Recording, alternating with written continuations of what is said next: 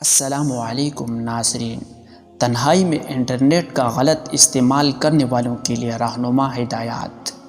ایک صاحب لکھتے ہیں کہ ڈاکٹر نے مجھے بلڈ ٹیسٹ کی رپورٹس بتائی تو مجھے دھچکا لگا۔ جس کا خدشہ تھا وہی ہوا۔ مجھے لاسٹ سٹیج کا کینسر تھا۔ گھر آتے آتے میں سوچتا رہا بیوی کو کیسے بتاؤں گا، بچوں کو کیا کہوں گا۔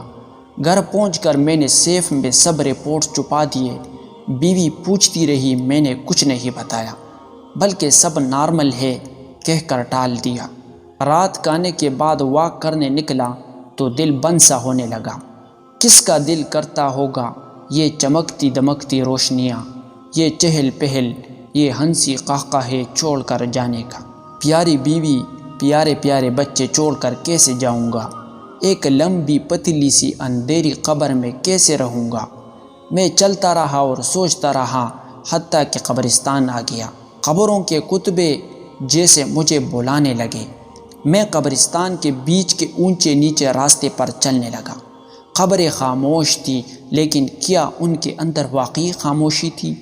ایسا سناٹا پہلے دیکھا ہوتا تو خوف سے میری جان نکل جاتی، لیکن آج دل بے خوف سا تھا، بلکہ ان چپ چاپ پڑے مکینوں سے ہمدردی محسوس ہو رہی تھی۔ کچھ چھوٹی کچھ بڑی قبریں، کچھ پر مردوں کے نام، کچھ پر عورتوں کے نام۔ غلام مصطفیٰ بن غلام محمد، مرحوم جاوید اسلم، چودھری مختار خان، آنسہ الفت بطول، خورشید انور، بیگم رضیہ سلطانہ، ماریہ احمد بنت محمد وارث۔ میں یہ سب نام پڑھتا آگے بڑھ رہا تھا۔ کچھ کتبوں پر آیات درج تھے، وَلَا خَوْفٌ عَلَيْهِمْ وَلَا هُمْ يَحْزَنُونَ اِنَّا لِلَّهِ وَإِنَّا إِلَيْهِ رَاجِعُونَ۔ پھر اداسی برے شعر، بچڑا کچھ اس ادا سے کہ رت ہی بدل گئی، ایک شخص سارے شہر کو ویران کر گیا۔ سر رات کافی ہو گئی ہے، گھر چلنا چاہیے، میرے خیال میں یہ میرے ڈرائیور کی آواز تھی۔ میں نے پیچھے مڑ کر دیکھا، میری چم چم کرتی کار چاندنی میں نہائی ہوئی تھی۔ کیا فائدہ اب اس کار کا؟ سب کچھ تو میرے بیوی بچے لے جائیں گے، میرے ہاتھ کیا آیا؟ میں بڑی خود غرضی سے سوچتا گیا۔ ساری زندگی کماتے کماتے ہی گزر گئی۔ اب یہ گھر بنا لوں، اب پراپرٹی خرید لوں، اب بچوں کے لیے نقدی زیور اکٹھا کر لوں، اب بیوی کا بینک بیلنس بھرنا ہے۔ بس یہی سب کچھ میری ترجیحات تھی۔ گھر، گاڑی، موبائل، سب کچھ تھا، میرے پاس بس سکون نہیں تھا۔ اس سکون کی خاطر میں بیوی سے چھپ کر گندی ویڈیوز دیکھتا۔ دنیا کے سامنے میں نیک نیت اور سلیم الطبع تھا، ہلکی سی داڑھی بھی رکھی ہوئی تھی، نماز روزہ بھی قضا نہ کرتا، لیکن میں اندر سے بے حد بد نیت اور بدبودار شخص تھا۔ جب بھی میں اکیلا ہوتا فحش فلمیں دیکھنے لگتا۔ یہ لت مجھے نوعمری سے پڑ گئی تھی، باوجود کوشش کے میں یہ عادت نہ چھوڑ سکا تھا۔ شاید یہی وہ چیز تھی جس نے میری زندگی کی سکون کی چادر یکسر کھینچ لی تھی۔ اچانک میرے پاؤں کے نیچے ایک نوکدار پتھر آیا تو میں لڑکھڑا گیا۔ یکدم میری ساری سوچیں غائب ہو گئی۔ پتہ نہیں کتنی دیر میں یوں ہی کھڑا قبروں کو دیکھتا رہا۔ پھر اچانک میرا دل چاہا کہ کاش کوئی قبر والا مردہ زندہ ہو جائے اور مجھے بتائے کہ اس کے ساتھ اصل میں کیا ہوا۔ جب وہ قبر میں جا کر لیٹ گیا اور اس کے سب رشتہ دار قبرستان کی وحشت سے بیزار تیز تیز قدموں سے اسے چھوڑ کر واپس چلے گئے تو اس پر کیا بیتی؟ لیکن میں کسی سے نہیں پوچھ سکتا تھا۔ یہاں سب خاموش تھے، چپ چاپ اپنی اپنی جزا سزا میں مگن۔ اچانک میری نظر ایک کچی جھونپڑی پر پڑی۔ دبے کی روشنی پردے کی پیون سے باہر جھانک رہی تھی۔ یہ یقیناً گورکن کا مسکن تھا۔ بابا جی، نہ جانے آپ نے کتنی قبریں کھودی، کتنوں کے اخروی انجام آپ کو معلوم ہوں گے، بس مجھے کوئی نصیحت کر دے۔ میں نے چمکتی پیشانی والے بابا جی سے کہا۔ میرے لہجے میں کینسر زدہ انسان کی بے بسی تھی۔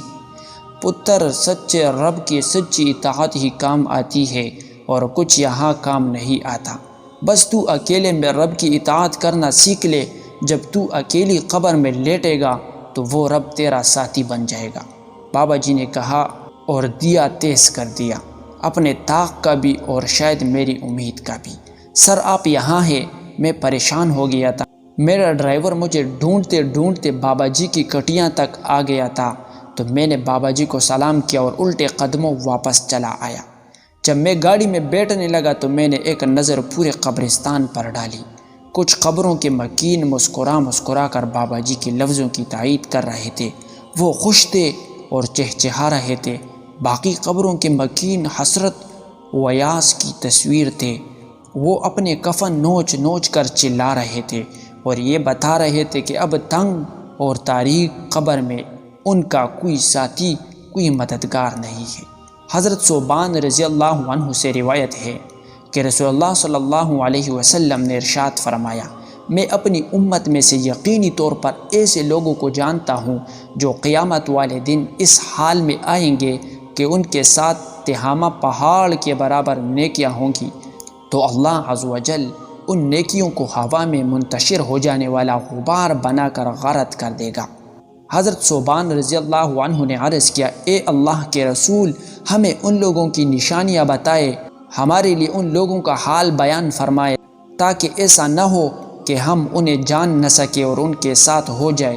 رسول اللہ صلی اللہ علیہ وسلم نے ارشاد فرمایا، وہ لوگ تم لوگوں کے دینی بھائی ہوں گے اور تم لوگوں کے جلد ظاہری پہچان اسلام میں سے ہوں گے اور رات کی عبادات میں سے اسی طرح حصہ لیں گے جس طرح تم لوگ لیتے ہو، یعنی تم لوگوں کی ہی طرح قیام اللیل کیا کریں گے، لیکن ان کا معاملہ یہ ہوگا کہ جب وہ لوگ اللہ کی حرام کردہ چیزوں اور کاموں کو تنہائی میں پائیں گے تو انہیں استعمال کریں گے۔ حوالہ سنن ابن ماجہ، حدیث نمبر 4386، کتاب الزہد، باب نمبر 29۔